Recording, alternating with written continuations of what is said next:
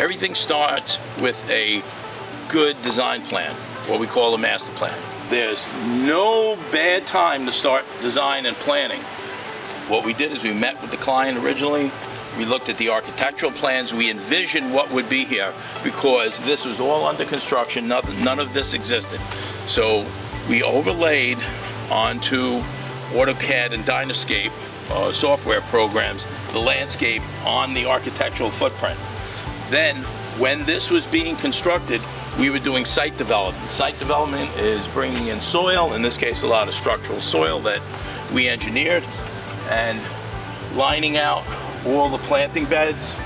We're in the summer going into fall. Best time to get your landscape plan happening is now, because we're very busy working on plans through the late fall and early winter, do construction and site development all winter long, and we're gangbusters planting and doing finishing touches from spring through summer.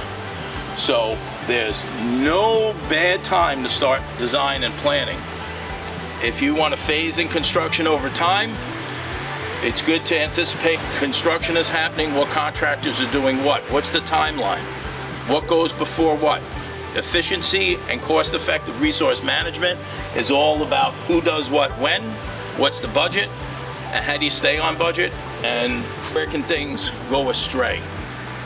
So stay tuned, lots more good information about landscape construction, working together with home improvement development to get the optimum holistic ecological effect.